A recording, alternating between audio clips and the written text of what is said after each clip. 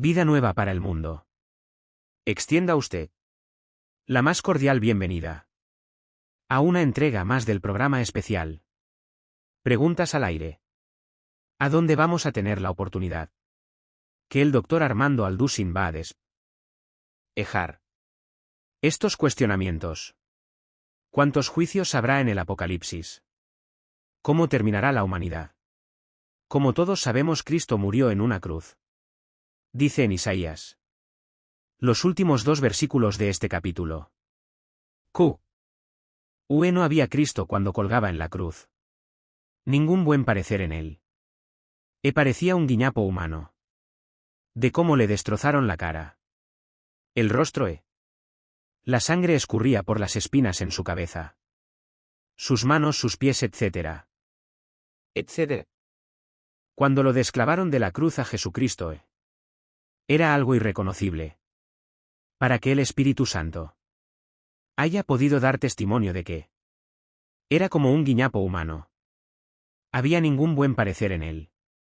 Es porque literalmente estaba destrozado. Los golpes con el puño cerrado que los soldados romanos le dieron en el rostro. Los con una vara le golpearon la cara. También varias veces. Las espinas, en fin.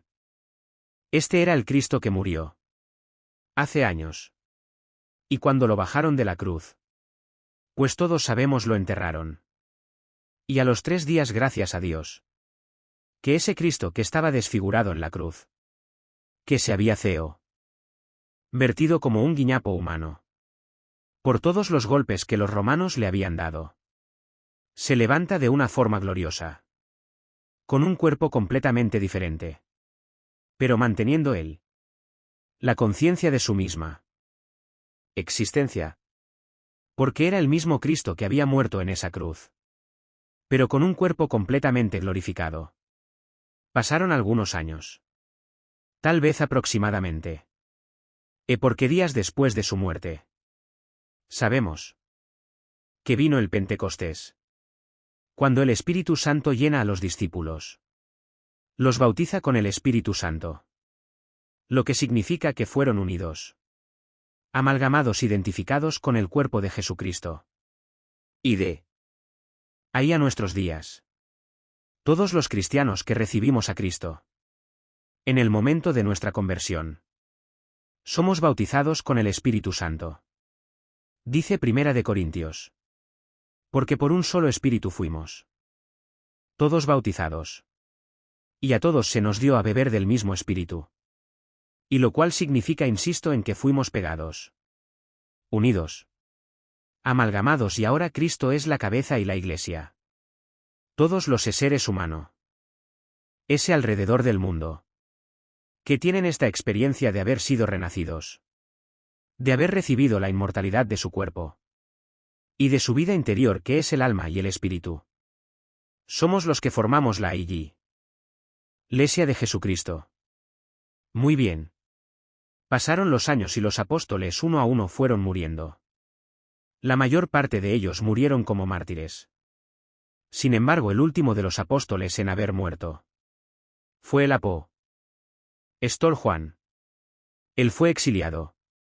Tendría aproximadamente unos años de edad. Y los romanos tenían una isla que se llamaba la isla de Patmos, que estaba actualmente, todavía existe esa isla, junto al mar Egeo. Y está al lado de Grecia. Y ahí el apóstol Juan. Repito, el último sobreviviente de los apóstoles de Jesucristo.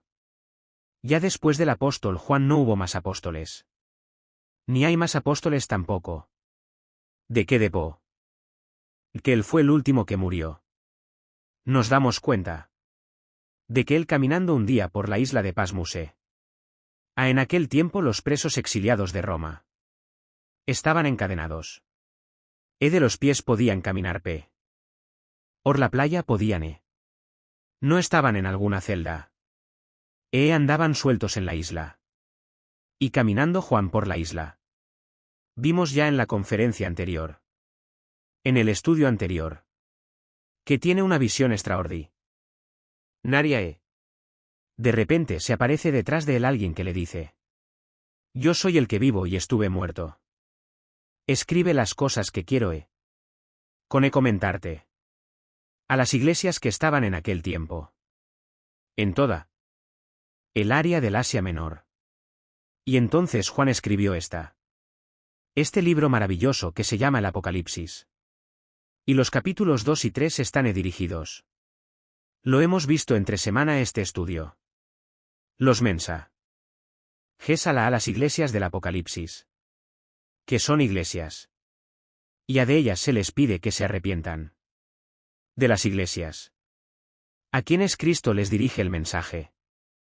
Necesitaban arrepentirse porque la vida cristiana común y corriente es una vida de arrepentimiento. Comenzó cuando reconocimos nuestra culpa delante de Dios. Que necesitábamos a un Salvador. Este es el paso a donde la fe nos lleva. Cuando creemos realmente que Jesús murió y resucitó a los 3 días. Y entra a nuestra vida como el Salvador. Reconocemos que somos culpables. Que somos merecedores del juicio de Dios. Y la sangre de Cristo nos limpia de todo pecado. De ahí en adelante. La vida común del cristiano es una vida de arrepentimiento. Todos los días. Es un maravilloso hábito que podamos tener. Que antes de acostarnos podamos hacer un examen en nuestro corazón, sincero delante de Dios, y tratar de recordar en qué hemos fallado. Con la esposa, con los hijos o alguna cosa que hemos comentado o hablado mal de alguien. En fin, ¿verdad? Eso está el Espíritu Santo dentro de cada cristiano. Para convencernos de que hemos hecho algo equivocado y que hemos violado de alguna manera la ley de Dios. Y cuando mantenemos este hábito del arrepentimiento. Dice primero Juan 1 versículo. La sangre de Cristo nos limpia. Porque Él es fiel y justo para perdonarnos de toda maldad. Muy bien. Continuamos con el libro de Apocalipsis. Y en el capítulo del Apocalipsis. Para contestar la pregunta: ¿quién juzgará al mundo? Ese Cristo que acabamos de denunciar y de contrastar. Que lo vamos a hacer. Él estará con ustedes hasta el fin del mundo. Ese es el Cristo que se le aparece a el apóstol Juan. Un Cristo que en el capítulo 1 lo vimos también con el pelo blanco. En su vestido traía un vestido de lino. De los hombros está los pies. Blanco resplandeciente con un cinto de oro. Los pies, dice el apóstol Juan, que eran como el bronce bruñido. Y los ojos eran como llama de fuego. Y venía ese Cristo. En la mirada de como de llamas de fuego nos habla. Que ahora viene a juzgar al mundo. O sea, la próxima vez que Jesucristo descienda al mundo. En su segunda venida. Ya no será para salvar a nadie. Vendrá a juzgar al mundo. Porque Él tiene el derecho de hacerlo. Y en el capítulo 5 encontramos una historia maravillosa. Una revelación muy profunda. Que le pido al Espíritu Santo que nos ayude. Para que podamos comunicar. Sélas a ustedes. Porque es maravilloso. Lo que la Biblia esconde en el libro del Apocalipsis. Dice en el capítulo 5. Vi en la mano derecha del que estaba sentado en el trono un libro escrito. Por dentro y por fuera. Sellado con 7 sellos. Me pasas una hoja. Voy a ilustrarles a ustedes la forma como antiguamente los libros eran escritos. Para que podamos ir desarrollando esta maravillosa revelación.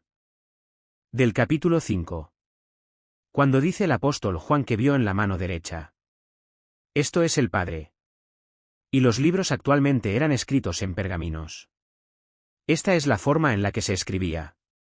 Entonces el pergamino se doblaba. Y se ponían sellos. Por ejemplo, si yo le mandaba un mensaje. Yo era un centurión romano y se lo mandaba al César. Cada quien traía su sello de identificación. Entonces yo le ponía cera. Y con mi anillo. El César recibía el documento y podía constatar que yo. El centurión le estaba enviando. Le garantizaba que lo que contenía este pergamino era y provenía de mi mano. Entonces cuando Juan dice que Dios tenía un libro en sus manos. Y a continuación dice que estaba escrito por afuera y por dentro. Un ángel sale para resumir y no leería todo esto. Preguntándole en el universo: ¿quién es digno de abrir este libro que el Padre tenía en su mano derecha? ¿Quién es digno de abrir el libro y quitarle los 7 sellos? Tenía 7 sellos, no tenía uno solo, tenía 7 sellos. Para que pudiera abrir este libro. Y este libro contenía dentro de los 7 sellos todos los juicios que la Biblia nos revela en el libro del Apocalipsis. Aquí estaban en este libro los juicios de Dios. Que son los 7 sellos. Las 7 trompetas y las 7 copas. 7 por 3, 21 juicios contenía este libro, pero ¿quién se podría atrever a juzgar el mundo? Pues dice la Biblia que nadie contestó a la pregunta del ángel. No había ni siquiera los querubines, que representan la santidad de Dios, ni los serafines que están, dicen Isaías 6, arriba del trono, día y noche diciendo santo, santo, santo. Ni tampoco en el planeta Tierra ni a Abraham ni Isaac, ni Jacob, ningún papa, ningún cura, ningún pastor, ningún santo, ni la Madre Teresa. No había nadie en el universo que pudiera abrir los sellos de este libro. Y cuando el apóstol Juan escucha que no había nadie que pudiera abrir este libro, dice la Biblia en el versículo 3: ninguno, ni en el cielo ni en la tierra, ni debajo de la tierra, podía abrir el libro, ni siquiera atreverse a mirarlo. Y lloraba yo mucho, escribe el apóstol Juan, porque no se había hallado a ninguno digno de abrir el libro, ni de leerlo ni de mirarlo. Juan en ese momento no podía entender por qué en todo el universo y podía contestar la pregunta del ángel. Entonces sabemos que en el capítulo 4 Juan ve el trono de Dios. Es una de las visiones del trono de Dios más maravillosas que existen, rodeado del trono de Dios, con 12 tronos o icon. Y con que son los beta, tal vez los 24 apóstoles. Los 24 ancianos del Antiguo Testamento. Y 24 ancianos del Nuevo Testamento. Que posiblemente representan la Iglesia. Y el Antiguo Testamento. Las tribus de Israel. Rodeando el trono de Dios. En total 24 ancianos alrededor del trono de Dios. Y arriba el trono de Dios. Dice el capítulo o 4 Apocalipsis había como un arco iris. Recordemos que el arco iris por primera vez aparece en la Biblia en Génesis 9. Que simboliza el pacto de Dios con Noé. Cuando Dios le promete a Noé que no volvería después del diluvio a destruir el mundo con agua. Entonces la próxima vez del juicio de Dios. La forma en la que Dios va a juzgar al mundo. De una forma con lo usando los fenómenos de natural. Esa ya no va a ser por inundación. Como lo fue en tiempos de Noé. Ahora será por el fuego. Como dice segunda de Pedro capítulo 3. El fuego arrasará completamente toda la tierra. Para que después del milenio Dios vaya a crear cielos y nueva tierra. Muy bien, regresamos entonces a nuestro libro. Entonces no había nadie que pudiera abrir este libro. Y entonces Juan. Dice el versículo 5. Que uno de los ancianos, o sea, uno de los criaturas misteriosas que ahí están. Alrededor del trono de Dios. Y que se le llama ancianos esta palabra ancianos. En el griego es la palabra presbúteros. Y como en el Nuevo Testamento se usa únicamente para los líderes de la Iglesia. Cuando el apóstol Pablo en el libro de los Hechos viajó por toda el Asia estableciendo iglesias, dice la Biblia que él establecía presbúteros. He ahí viene la palabra presbiteriano. O sea, establecía ancianos. Y esta palabra anciano no significa anciano de edad, o describiendo una edad cronológica, sino implica liderazgo. O sea, cuando Pablo establecía líderes en las iglesias, les llama el Espíritu Santo ancianos. Entonces uno de estos líderes, que estaban junto al trono de Dios, se acerca a Juan y pudo pagar por todos nosotros. En esa cruz es la razón por la cual en la cruz del Calvario no podía morir un ángel. Hubiéramos dicho, bueno, ¿por qué no mandó Dios a morir al arcángel Miguel? ¿Por qué tenía que ser el Hijo de Dios? ¿Por qué no mandó Dios y nos dijo, bueno, pórtense bien y miren, sigan cada quien su religión y nos vemos todos en el cielo? Como equivocadamente y heréticamente le podría yo decir. Se enseña que cualquier religión puede llevar a Dios. De ninguna manera.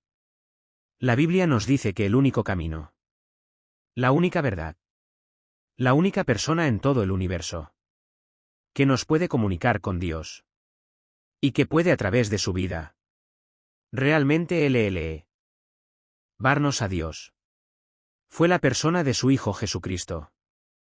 Así que ahora sabemos por qué era el único digno. Porque Él venció para abrir el libro y desatar los sellos. Muy bien.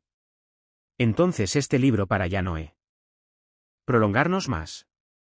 En este capítulo del Apocalipsis se le entrega a Jesucristo. Y Jesucristo comienza a quitar los sellos y los vamos a ver de una forma también bastante resumida y breve. Y en el primer ello que Cristo quita, dice la Biblia en el capítulo del Apocalipsis, que aparece un caballo blanco. Y el jinete que montaba este caballo tenía un arco. Y es interesante que diga, sin flechas, o sea, un personaje misterioso, siniestro. Aparece como el primer jinete del Apocalipsis, que es el primer sello que Dios quita del libro. Al quitar el primer sello aparece verdad ahí. El primer caballo de los jinetes. Ese del Apocalipsis. Este jinete con el caballo blanco no es Jesucristo.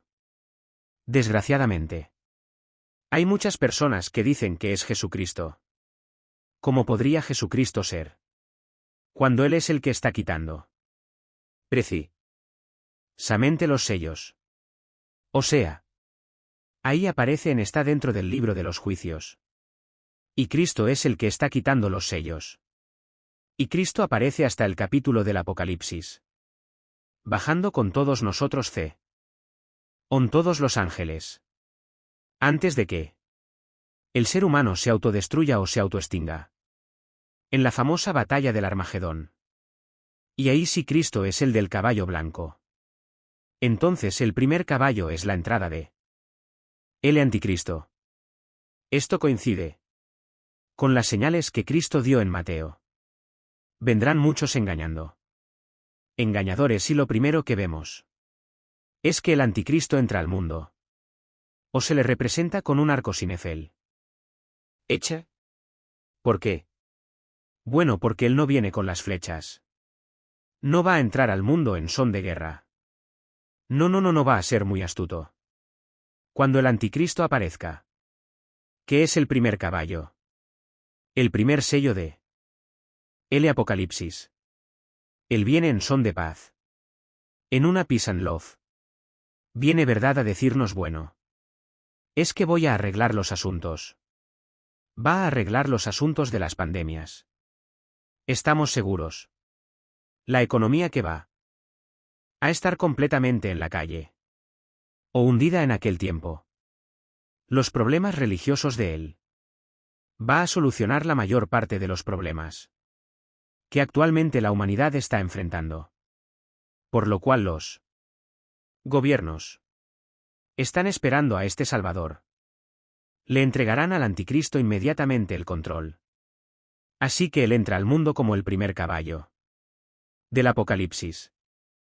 Ya que Dios quita a Cristo, quita el PRI. Sello. Dice el capítulo del Apocalipsis versículo. Cuando abrió el segundo sello, vi al segundo ser viviente que decía: ven y mira. Y otro caballo bermejo, o sea, un caballo rojo. Lo montaba, le fue dado el poder de quitar de la tierra la paz. Y que se mataran unos a otros.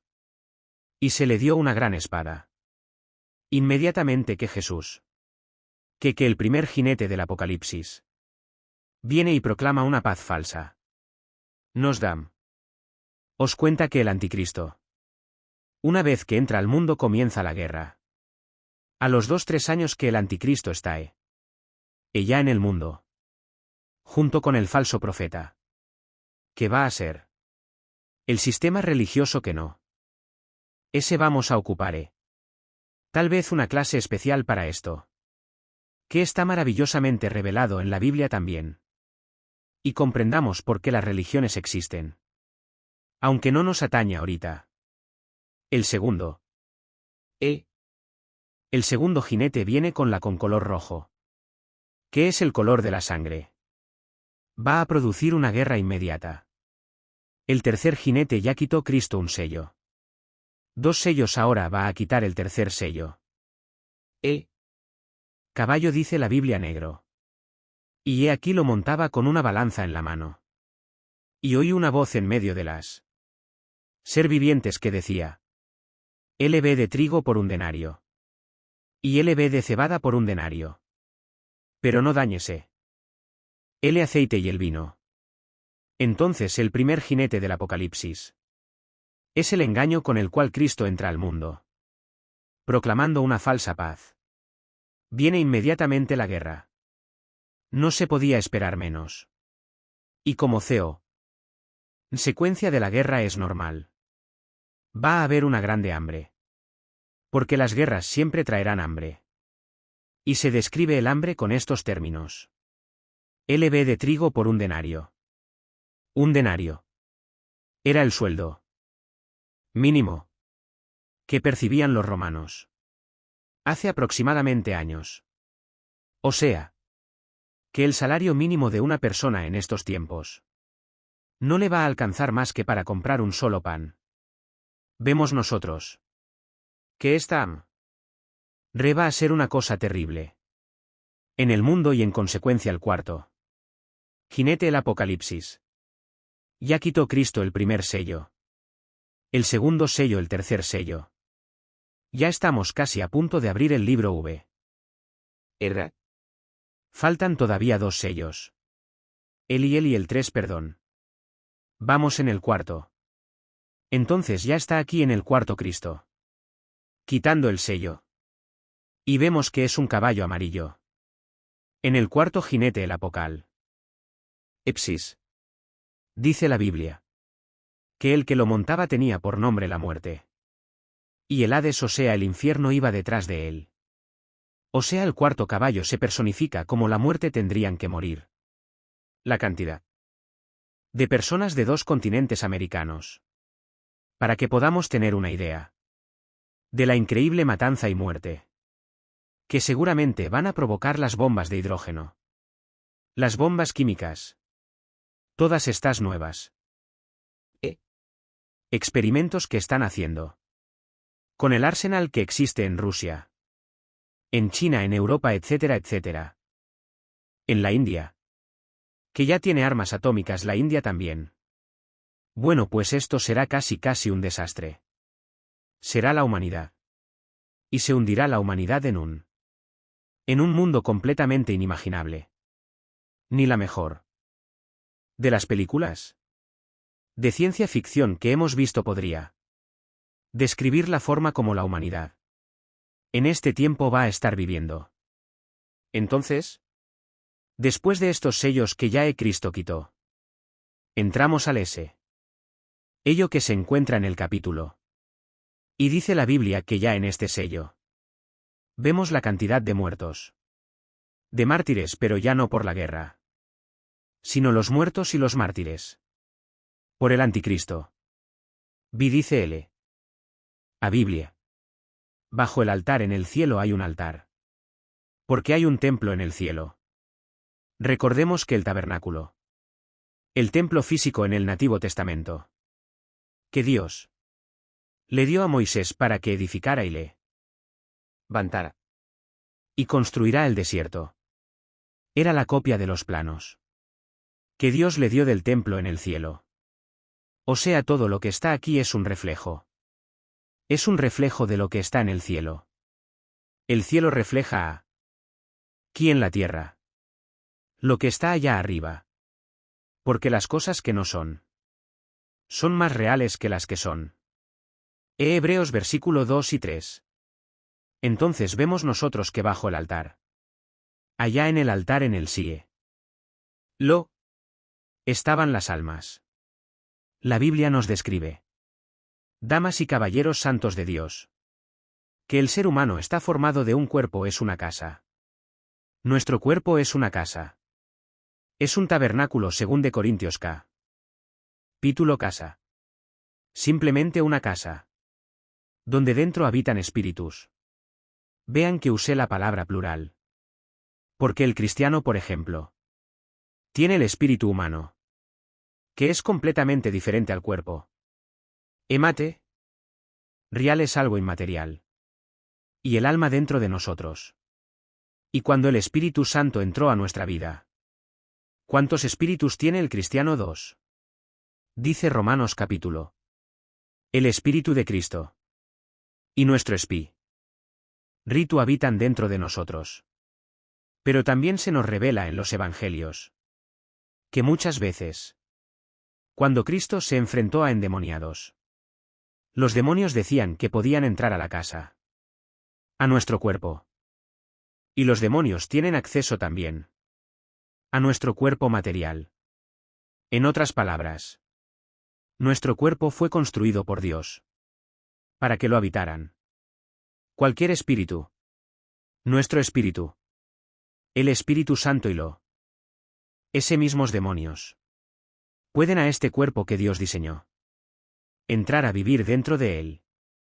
Sabemos que los demonios entran al cuerpo humano porque en alguna época del pasado perdieron sus cuerpos, por lo cual nos habla que ellos necesitan un cuerpo humano para descansar. Así es como lo relata el Evangelio de Lucas. Y porque necesitan ellos estar dentro, ya sea de un cuerpo humano, o también usan los cuerpos de los animales.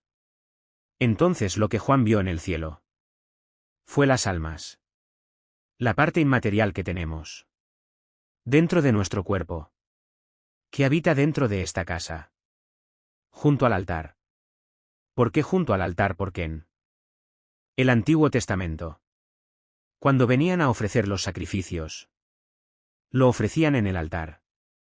Entonces aquí ya en el Nuevo Testamento, la vida de estos mártires fue el sacrificio que ellos hicieron, al no dejar marcar con la marca del anticristo. Y Juan los ve en el altar como una ofrenda a Dios. Ahí estaban las almas de los mártires. Y lo más interesante para terminar es que estos mártires no estaban inconscientes. No estaban dormidos tampoco. Es importante la doctrina de la inmortalidad del alma. ¿Por qué la inmortalidad? La palabra inmortalidad viene de la palabra Atanasios o Atanasia. A es el pr. Fijo que significa sí o no ateo, sin Dios, Atanasios, sin muerte o no muerte. Entonces la palabra inmortal significa no sujeto a la muerte. Y la recibimos cuando Cristo entra a nuestra vida. El que crea en mí, Juan, ha pasado de la muerte a la vida. Tú recibes a Cristo y entras a la inmortalidad, con la promesa de que tu vida interior, el alma y tu espíritu, Jamás van a volver a separarse de Dios. Y la promesa de que tu cuerpo y mi cuerpo, cuando muramos, entraremos con un cuerpo muerto, que tampoco volverá a morir. Pero estos mártires, que Juan ve en el cielo pues no tenían cuerpo bueno. El cuerpo como el que tú y yo tenemos, ¿verdad? ¿Por qué? Nos damos cuenta que murieron durante la tribulación. Y el rapto fue antes. ¿Qué es la primera resurrección? Cuando nosotros somos arrebatados. Y va a haber, en el milenio, una resurrección a la segunda venida. La resurrección de los muertos del Antiguo Testamento. En fin, después hablaremos de las resurrecciones.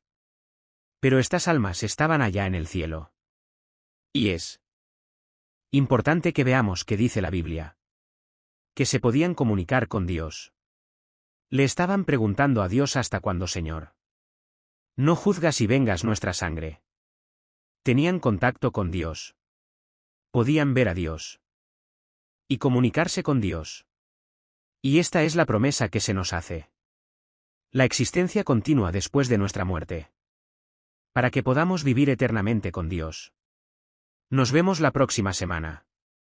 Para que podamos continuar con este maravilloso estudio del Apocalipsis de una forma panorámica. Pero sin embargo interesante. Que Dios les bendiga y que tengan mucha paz. Agradecemos profundamente al Dr. Armando Aldusi. Que haya resuelto estas interrogantes. Al mismo tiempo que le invitamos a usted. Que siga con nosotros.